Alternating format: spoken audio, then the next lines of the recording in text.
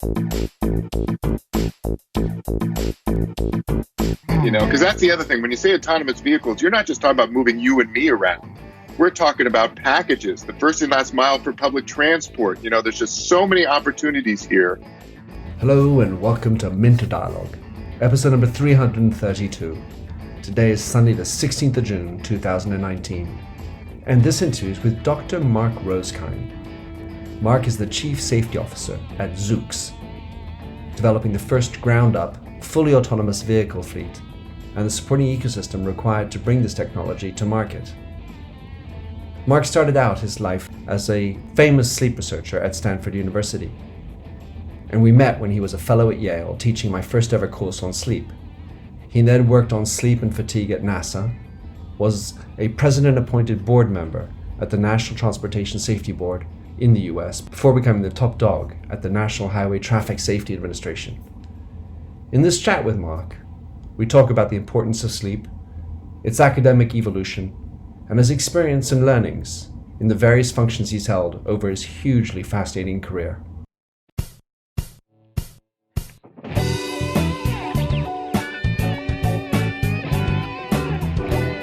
Welcome to the Minter Dialogue podcast, where we discuss branding and all things digital. I am Minter Dial, your host, and you'll find the show notes on my eponymous site, minterdial.com. Enjoy the show. Professor Rosekind. I didn't think I'd be saying those words to the same person 30 years later, but you and I met at Yale. You were this mind-blowing experience, wonderful teacher, and there I was, being awake, learning about sleep. Who would have thought? And it really was a fundamental piece of my life. I want to tell you, just before you speak, how important what you did was for me. Because when I was studying at Yale, generally speaking, people always want to study, university, you want to study and get good grades, and you study what you're good at. But you were part of teaching me what I didn't know. And so I studied women's studies and sleep. And like I always say, I studied the only two things I really had no clue about. and that was the journey you set me on. So Mark, in your own words, describe who you are. First, that's very gracious of you to say. And as you know, anybody worth their salt who teaches in any environment does that to make a difference. And so I will just say, 30 years later, thank you for that. You've made my year. I've been speaking about you every year, so hopefully I can continue. Yes. And my perception actually over a very long career is that I consider myself a scientist focused on sleep and human fatigue, a public servant, having actually served in the federal government in the United States, as well as a safety professional, where my focus really has been on trying to help people improve safety and health in their lives. I mean, and now you're an entrepreneur. So there can't be that many people who have been a professor, a scientist, work for the government, run an agency, and now be a startupper. It's a pretty interesting journey, that's for sure. And certainly as you get further along, the more you use all of the skills and experiences from that life to try and be successful. Yep. So tell us how you got into sleep. Because, let's say for me, when I had sleep on my transcript, in those days, I think it's fair to say people were pretty much laughing or at least snickering at me. How did you get into sleep? At that time, it really was the land of very few. So just for context, I met you for a course at Yale called Sleep, Dreams, and Health. It was the first and only time that was actually taught, and I was a graduate student, which is to say that I had actually started in sleep as an undergraduate at Stanford University and had the great fortune to take a course there called Sleep and Dreams. And it was taught by a guy named William C. Dement, MD, PhD, and Professor Dement is the man who was on the team that discovered REM. And he, in fact, is the guy who helped coin the term REM sleep. So he did that at the University of Chicago, came to Stanford, and started the first sleep clinic, the first laboratory. He has gone on to really be the father of sleep medicine, but was really unique in the sense that he taught an undergraduate course that not only educated undergraduates about this new emerging field in the 70s, but there was an opportunity for undergraduates to eventually become teaching assistants in the class and actually research assistants on projects.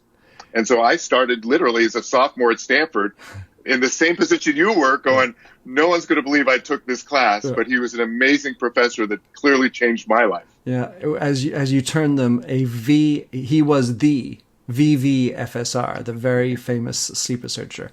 So when we were studying at the time, we were really at the dawn of sleep as a science, and there was a lot of unproven stuff, including why do we sleep, and for adults, and we used to make assumptions that I remember one being, well, the internal clock is 24.8 hours long, based on that study with the caves, and since then they've modified it. What other big things would you say have changed from what were in those first premises of understanding sleep to today? And what would you characterize? How would you characterize the biggest evolutions in our understanding of sleep since those early days? So I think probably what's been most fascinating is that some of the core things that even I learned as an undergraduate that were in the course that you took have remained. So a lot of the basics about we all need sleep, and there are going to be significant outcomes if you don't get sufficient sleep. There are sleep disorders. There's an internal clock. A lot of that has remained the same. What has really changed, two big areas. One is the technology that has really advanced the methodology. So now we're looking at genomics and lab-based kinds of things, literally identifying the gene structure in narcolepsy, a sleep disorder that we could describe and treat, but now we actually have genetic markers for that sort of thing. So the methodologies have changed that tremendously, to the point where I would say on the medical side, we have a much better sense of what's created these problems. Though I would say the challenge remains is coming up with equally sophisticated treatments for many of these issues. And then the second thing I would just say is, while we can make general statements, which I did 30 years ago, lose sleep and pretty much every aspect of human capability is degraded or impaired, now we've got 30 years of studies that show that. Whether you're a software coder or in a transportation operation, we're getting more and more studies that clearly validate how much impairment can come with sleep loss. Yeah, so that was intuitive at some level, and we all knew it, but now we have the data. So I've just written a book about empathy, and sometimes people then say, well, you've written a book about empathy, you must know a lot about it, you must be a total empathic person. Now, switching the tables to sleep, you have studied sleep, you've taught sleep, you've done it in all which ways. Do you sometimes feel like, do you ever sleep badly? I mean, you having worked for the government, nominated by the president, dealing with congressional hearings and all sorts of stressful situations, how well do you sleep? And do you ever feel like you're the cobbler badly shoed? So I am pretty good about getting my 7.5 hours sleep, but every human has bad nights.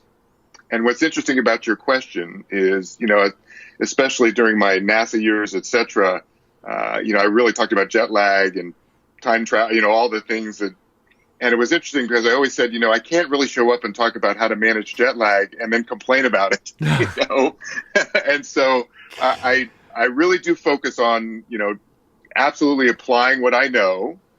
And I would just say, actually, my household, little known, but I do mention this publicly, but actually met my wife doing a waterbed study at the Stanford Sleep Center. She was actually doing sleep work before I was, and she's now a pediatrician. And I would just say our household is very focused on sufficient sleep. Our kids grew up getting, what they needed, et cetera, but everyone's got a bad night. The good news is I know to acknowledge that and that I should do something during the day and don't pretend like I'm going to just be fine. So things like medications, they've obviously evolved, but they feel like such a crutch, as opposed to trying to figure out the systemic problem that's causing the stress and the worrying mind, or forgetting the other types of bigger pathologies, but the ones of the typical sleep deprivation that so many people are suffering from, that you hear about anyway, caused by life's the way stuff happens. So, you like everybody, you have to have difficulties and you have to have stresses, and it's just dealing with those. How much is mindfulness a part of the right solution? It's a huge part. And that's another example, back to your question, where in the early days, sleep medications, the sleeping pills, were primarily a hammer, and they still are. They've gotten, again, advanced. They're a little bit better, but they're still a hammer. They don't go to the causes. And so to your point, not just mindfulness, but controlling your sleep environment, having good relaxation skills, making sure that you're not worrying in bed. In other words, all of those things in a collection of tools that are called cognitive behavioral therapy for insomnia has been demonstrated to be as effective or more effective than sleeping medications. Now, sometimes using the two together can be helpful if you need that hammer just to kind of break into good sleep. But if you're looking at a lifelong, having to deal with sleep, like everybody occasionally having bad nights, whether it's traveling or stressful situations, then those cognitive behavioral techniques dealing with your mind as well as physiologically with relaxation, etc., those are absolutely the most effective way to go for long-term good sleep. So in all of my writings, Mark, I regularly talk about ESP, and it's not extracentral perception. It's empathy, sleep, and purpose. And I term them as the three most untapped levers of productivity in work. And yet, we still don't talk about sleep at work. Well, we talk about, I feel shitty, but we don't talk about sleep at work. A few of us put occasionally the pods in, whatever. But we don't teach sleep. Is there any belief or hope that we'll be able to put sleep into the curriculum as a standard, much like we talk about sex? Yeah, there's no question. In fact, I think since you told your story, I'll just tell you, when I was an undergraduate taking Sleep and Dreams, the two most popular undergraduate courses at Stanford were human sexuality and sleep and dreams. And 80% of undergraduates graduated with those on their transcripts. To your point, what else is there being an undergraduate if you can't handle those two topics, right? Well, we could do drugs and rock and roll, but, Yeah, that's kind of comes when you're satisfied with the other. Yeah. But I'm totally with you there, and I think, if you study sleep, what becomes absolutely clear, it is foundational to who we are as a human. And yet, it's so obvious, but why aren't we getting it at the right level? We got Arianna Huffington, who's done a great job of banalizing it, and then we got the latest book on why we sleep. But what about in the curriculum? Is there conversation happening in Washington about putting sleep into the curriculum? No, and there should be. The closest it gets has to do with the start time of schools, which, again, the data now are overwhelming. When we're sleep deprived in the kids, they're absent. They don't do as well on tests. They don't do as well athletically, and on and on and on. And so I think, again, this is where the data have become so clear. It doesn't matter what you look at. If you're not getting sufficient sleep or you're disrupting that internal circadian clock, we are paying for that. And again, to your point, it's interesting because I see this in driving. Everybody's a great driver, and so it's like, sleep, I can do without it every once in a while. I'm fine. And the reality is we're not. So I was thinking we need a minister of sleep, and I'd like to petition for Minister Rosekind. I would take that job. So I want to get into your second activity after teaching sleep. Well, what I consider is when you're working the National Travel and Transport and Safety Board. So you are appointed by the president. So all of a sudden, this changes completely your sphere of interest. You're working in politics almost. Tell us about that experience and what it was like going through the congressional hearing. That was a fascinating experience. Trained as a scientist, what do I know about that? And I'm a third generation San Francisco, so Washington is thousands of miles away. But it was an opportunity to serve. And I'd worked with the NTSB when I was a NASA scientist, helped them actually look at fatigue and sleep and some of their crash investigations, and actually helped them identify fatigue for the very first time when they identified fatigue as the probable cause of a major aviation crash that happened in Guantanamo Bay many years ago, mid-90s. And so I'd worked with them, But to your point, it was fascinating all of a sudden to be in Washington with a so large as the platform. It's not just the United States, but the NTSB interacts with the entire world of how to make transportation safer. And it's not just one mode, it's all modes. Mm. And so it was just a great experience to really elevate sleep and fatigue issues to the level of the NTSB, so that in every crash investigation, that part of being human was evaluated to see whether it played a role or not. I mean, we're used to hearing about alcohol and doing that sort of a drug test, but we need to have like a sleep test. And that's what we did. We don't have a sleep test, and I always complain we don't have a fatigualizer. Like we have we don't have that. But there are ways you can look at it, and that was one of the things that we did, was ensure that fatigue kinds of questions and issues were integrated into the standard parts of an investigation. And we did that pretty successfully. If you look at between train drivers, pilots, and cars, there's different levels of expertise required. I would typically imagine a pilot of an airplane having the higher level. And then you have a pilot of a NASA spacecraft, let's say. I suppose that's the end of the spectrum in my little world.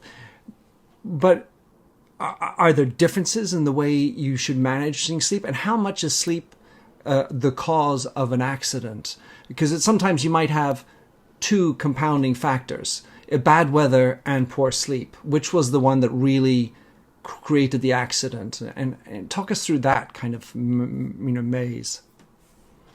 So why that's such an interesting question is one of the things with a guy in our safety recommendations office at NTSB before I left, we actually looked at 12 years worth of crash investigations and looked to see how often did fatigue show up as the probable cause, as a contributing factor, but somewhere in the investigation. So over the 12 years, I think there were 80-something different investigations that got looked at. And what's interesting is 20% of them, 1 out of 5, had fatigue in some role in that crash. So it might have been causal, might have contributed, might have been a finding somewhere, but 1 out of 5 had some element of sleep, circadian disruption, sleep disorders, somewhere in there that was in a crash. And so what's important to your question is it actually doesn't matter whether you're an individual driving your own car or piloting a military or a commercial aviation, right? That 20% of the time when there's a crash, fatigue's going to play some role. And again, this gets to the point where if you're not paying attention to this, we all pay a price. Not just you and your car, but our entire society. We pay a price for those crashes. Mm-hmm. Yeah, not to mention fatigue in general. The irritability, the lack of empathy, and all that other stuff. That's right. Again, the bottom line, you don't sleep or you disrupt the clock. Every aspect of who you are as a human, every capability is degraded or impaired because of that sleep loss. All right. So then after the NTSB, you go on to the NIT. You give us a little bit more about what that was and what your role was there. Yeah, that was a very interesting transition because the NTSB, which, to your point, is a Senate-confirmed position, so it's fairly high level within the government. But it's an independent agency.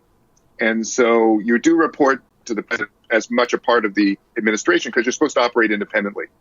I then moved from NTSB to NHTSA, the National Highway Traffic Safety Administration, which within the Department of Transportation is the agency focused on car safety regulation and enforcement. And that is very much tied to the administration. So it's in a large DOT with 55,000 people and huge budgets, et cetera, run by a secretary, et cetera. And it was fascinating there because then I went in when there were some pretty significant safety issues going on related to a GM ignition problem. We're the ones who actually triggered the Takata airbag recall, which is the largest recall in U.S. history.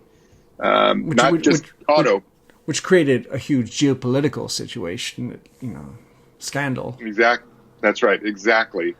And we knew it was going to go on for years and still is, just trying to replace the airbags, et cetera. So there were a couple of very significant safety issues, which my both science background and NTSB, the investigation side of looking at these things, were pretty valuable in moving to NHTSA, which again appointed by the president, confirmed by the Senate. It's a pretty high-level position where you really get to look at safety, regulating it, enforcing it, and, given what we're talking about, an opportunity to also make sure sleep and fatigue stuff moved into the driving issues. Because, again, it's not just about speeding and drunk driving, but we actually went from 3 Ds, drunk, drugged, or distracted, to include drowsy. So Nice. There were 4 Ds. Love it. Yeah. Found that D. Well, I can just imagine, sometimes you'd be in this meeting and you're like, oh, I wanted to sleep. I got to sleep. Like, no, not again. Right, but on top of this, the period in which you're doing this includes the big depression we had, or the Great Recession, and the tremendous challenges that the big three automobile industry was in, and the subsidies that they received and not. And I have to imagine that there was pressure on you to help them get through it, as opposed to squash them and tell them you've got to get these things off the road, or you could be seen as a constraining force. Was that not some pressure on you as well?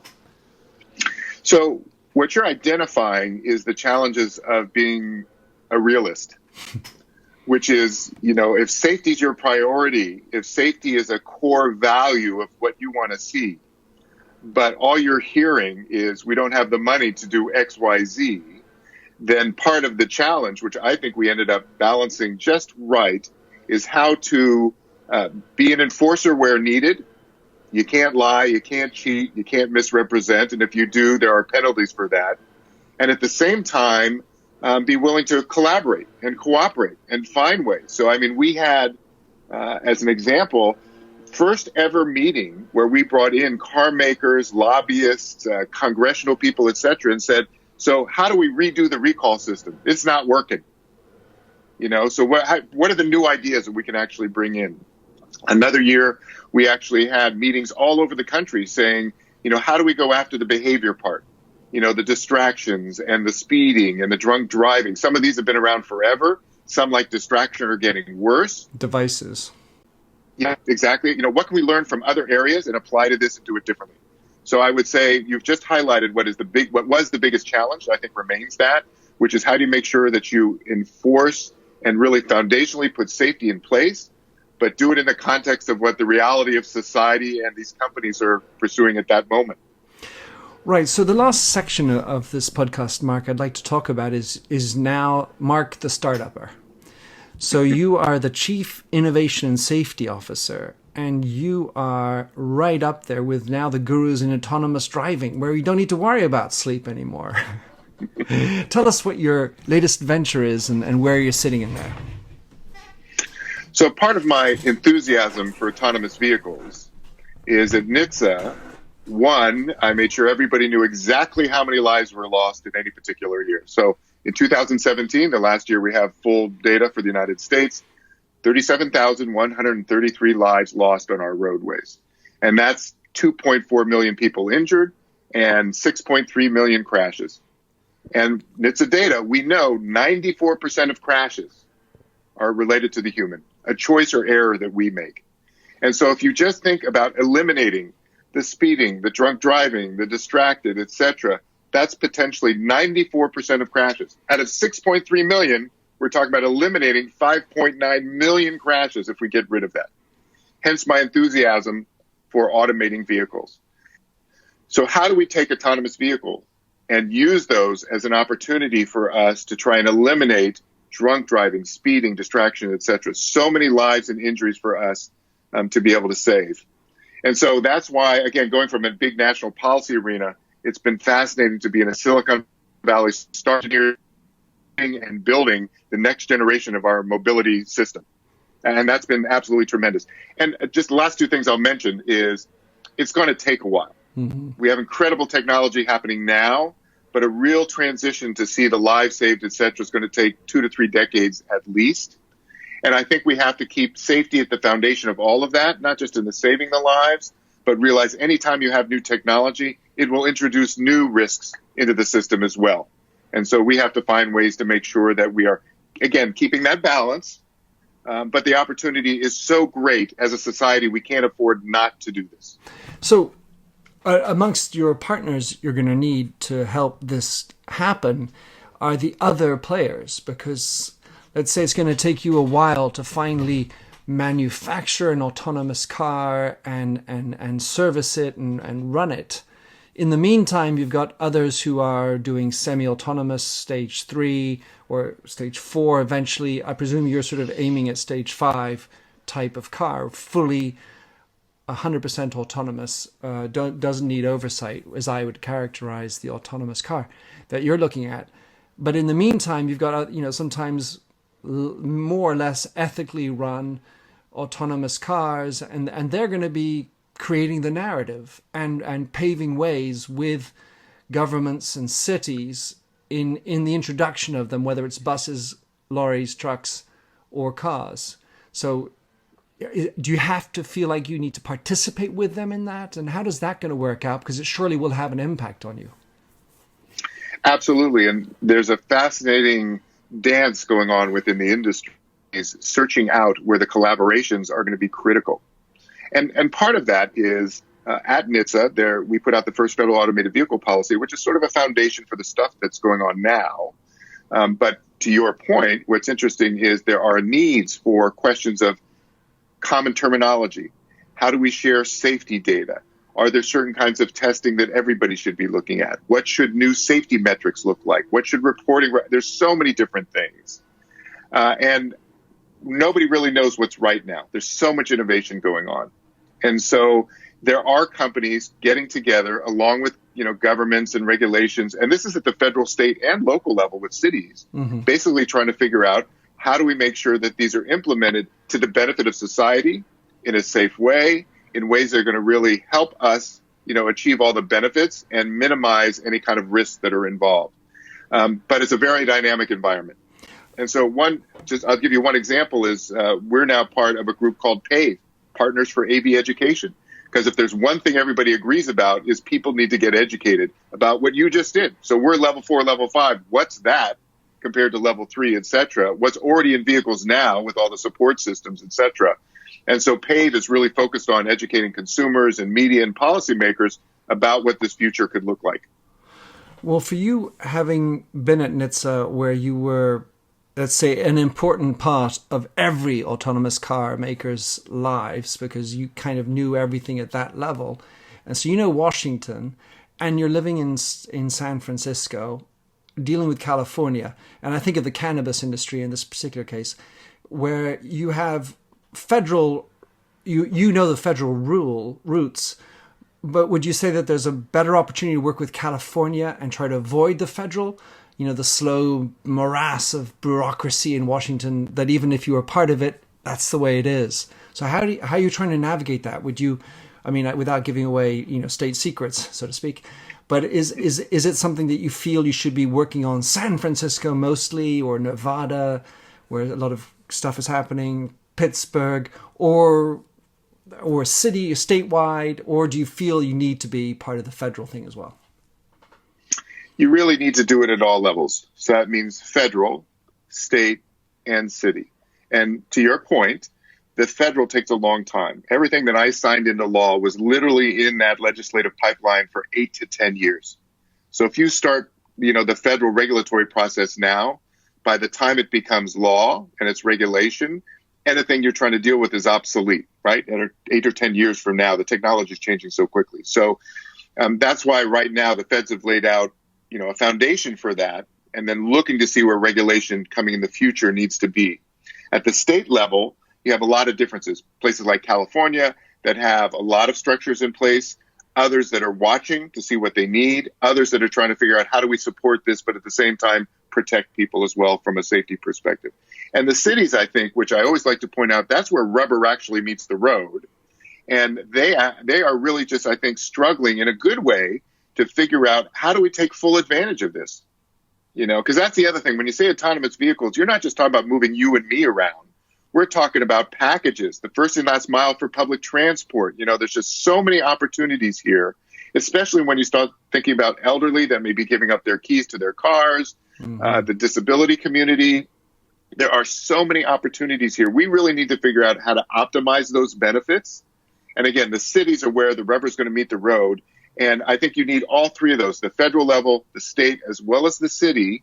And if you can get them coordinated, even better, to make sure that we don't put up barriers, but rather make sure there's a safety foundation, but we're going to get maximum benefits. All right, so you were telling me before we started recording that you've managed to get some funding. You obviously are in this for the long haul because it's going to be a while before all cars are autonomous. In the meantime, I'm sure you've got imagining a hybrid version where there's part typical cars and part autonomous level 4 or 5 cars. What's the timeline look like, and how optimistic can we be that I, as a hopefully grandfather octogenarian, will be able to be driven around by my bi-directional car that you guys are developing? A great question, and let's do the generic one first. As administrator, people said, when is this stuff coming? And the reality is there is technology already in our cars that's already on the road. Blind spot monitors, adaptive cruise control, lane keeping. I mean, there's just so much technology that's already in our vehicles that this is already coming. What's interesting is at Zoox, we have a plan that by the end of 2020, we'll have a vehicle able to function without a driver, level 4, level 5, without a driver, without operating controls by the end of 2020. Now, that doesn't mean it's going to be on your app and that you'll be able to call it, because that will take, a couple years beyond that. But 21, 22, we'll start seeing that. So I think relatively soon we'll start seeing it, but to the point where you're going to go to the corner, pull out your phone, and on the app is, wherever you are in the world, that's 20 to 30 years away, easily. Mm-hmm. So I think we have to realize there's a lot of great advancement going on, but for it to be commonplace in our cities, and across the world, we're looking at 2 or 3 decades at least. So, I mean, I think, knowing as much as I know about artificial intelligence, the challenges are so many because the human lives and all the safety issues. But I presume you must be thinking as you roll it out, pilot in a city where the street markings and the street signs are functional and consistently so. Because then there are some cities where there are potholes and you can't see anything and lights are on and off and that, which is, maybe that's a good test, but, for the robustness of it. But in order to get this to work, you must be thinking of some kind of pilots where you can, give the best chance of success, even though it's maybe, let's say, the easiest version. So what's interesting about what you're talking about is that people do take different approaches to their development. So at Zoox, we're actually testing in San Francisco. And we do that because it means we're doing an incredibly challenging, dynamic geographic environment. Indeed. And it gets to our philosophy, which is if you can drive there, then you can drive almost anywhere. Day, night, rain, heavy rain. We don't do ice and snow, but we can do Lombard Street, and we can do the dynamics of unprotected left turns with a 5-way intersection, 6-way intersection. And that if you can do that, then you can, or a retirement community or a theme park, and that will be much more straightforward. Yeah, sure. And so, but your point why it's so important is people have different philosophies. Some people will take the pilot approach and say, let's go 1, 2, 3, 4 and work that way. We're saying let's go all the way to level 4 and 5 and pick very difficult environments, because if we can work it out there, then applying it to other environments will be much easier. But I think you also have to realize and make sure people understand, you don't just launch in San Francisco. You have to do laboratory work, simulation work, closed track work, non-public roads, eventually moving to public roads. So any responsible company is going to have a process and procedure to go through before they ever put anything on a public road. And even now, the stuff we're testing in San Francisco, they're in vehicles that are still level 3. So we have 2 people in the front seat, a safety driver and someone else, more eyes and ears, right, to help make sure safety is the ultimate there when you're doing that kind of testing. And coming back to my reference about cannabis, you clearly are going to need certification. And oftentimes the government is a little bit behind the 8 ball, so to speak, in terms of knowing how to regulate AI. How to regulate things which have never been done before, and they rely on you to give them the intel to understand what we should be regulating. And then so ethics come into play. How much do you have to work with the regulators in teaching them to help create the right rules for you to be correctly coded? That's going to be the ultimate good for all of us, which is an opportunity for both regulators, having been in that chair, and developers, and the community that's going to get the benefits, all of us in society, to make sure that we're actually working together to make this happen. And I say that because my personal model is that we need innovation. We have to let that drive data-driven best practices, which will eventually lead to regulation. Because as administrator, people would say, so let's get the laws in place. What would they be? Right. We just don't know what that is yet. And if you constrained it, then you'd be constraining the innovation. Who knows what you're giving up by putting in a box at this point? So we really need the innovation. I think we need a big proponent of sharing safety data, because I think we should get data-driven best practices. We don't know what's going to be the best sensor array. How many samples do you take? All these other things that need to be figured out. And you're seeing that played out with different sort of philosophies about what sensors you need and how you can do it. Nobody knows, but the data should drive what we think is safe and what really works. And eventually that will lay the foundation for future regulation. So what you just described is what we need. We have to have, federal, state, city as regulators, as well as developers and community, the consumers, really working together. This is a classic situation. If we do that, maximum benefit. If we don't, we're going to lose the opportunity about saving lives. It's a trifecta. We're talking safety, mobility, and sustainability. Mm-hmm. Any one of those is worth pursuing. But the autonomous vehicle opportunity is all three. So that is more significant than we've seen really in anything for a long, long time. Well, you've always struck me as a mission-led individual, Mark. But I mean missionary-led. Last question. You're head of innovation and safety at Zoox. The way I read that, of course, is you're also head of ethics. Somehow. Tell me I'm wrong. And what is, you talk about your principles, the notion of ethics within the concept of autonomous cars and the various choices that you have to make when you code the artificial intelligence on certain decisions that need to be made in certain situations. How is that going for you? And how much is ethics part of your daily work? And it's fascinating to hear you talk about that, because my title, Chief Safety Innovation Officer, to talk about this as administrator, people think you can have safety or you can have innovation. You can have one or the other. And I used to point out, no, it really is going to take both of those together, safety, innovation, for us to really see the advancements, the potential that we have ahead of us.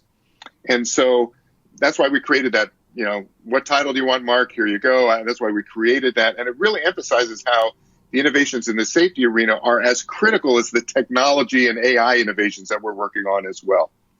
And what's so interesting is very few, so credit to you, acknowledge that when you talk safety and innovation together, they're very much about what are your core principles, what are your first principles, what are the ethics of what you're doing. And that's why there's a lot of us in safety that continually point out safety has to be a core value. It has to be foundational. And that's where you're making decisions. So everyone who says it's our number one priority, priorities change based on economics and all kinds of other stuff. It's like you got to bake this in. So that's been one of the exciting things about being in a startup, is we are literally creating a proactive safety culture where safety is foundational to everything we do. Where clearly, though we don't call it ethics all the time, we may be putting it in a safety bin, but clearly that's where you're making decisions. If you do this, it could put people at risk. If you do this, we're going to, save more lives, prevent more crashes. So when you have a first principle of don't hit things as a basic, it's kind of like when you start applying that to how much redundancy do you need? How solid does your code have to be? How many times does it have to pass that test? Well, if that's a first principle, that kind of sets the foundation for how you have to, think about what the future is for your vehicle. So I'd actually think, while we don't call it ethics, safety has become, the trying to create. And it's exciting to do that at a place, again, that's brand new. It's also exciting with a lot of young engineers, who they're 20-something and maybe 30-something for the managers, And so I think it's just a great opportunity. And I'll just say the CEO and the CTO, Aisha Evans, who's a CEO, just joined us recently, and Jesse Levinson, who's the Chief Technology Officer, who's just a brilliant guy. The two of them, it's in their genes. And that's great for me because it means safety is never an argument. It's more about how do we do it, and that's the philosophy you need. Yeah. Building a company gives you a chance to do that from the very beginning. Mark, thank you for coming on, sharing all this, sharing your passion. How can people find out more about Zoox, find out how they can participate in funding if that was something that would be of interest? And anyway, find out more about you, Mark Rosekind. What would be the best way to connect with you? Zoox.com, Zoox.com. That's our website. We're just emerging out of stealth mode, so there hasn't been much on that website for a long time. It does post jobs. It's also got some really, super cool videos, that can show you us driving in San Francisco and things like that. So it's got contact information there. People can learn about the company and find me as well. Great. Thanks a lot, Mark. Great to have you on the show. It's been loads of fun. Thank you. Thanks for having listened to this recording of the Minter Dialogue Show. You'll find the show notes and other blog posts on minterdial.com. If you enjoyed the show, please head over to iTunes to give a rating and review. And to finish, here's a song I wrote with Stephanie Singer, A Convinced Man.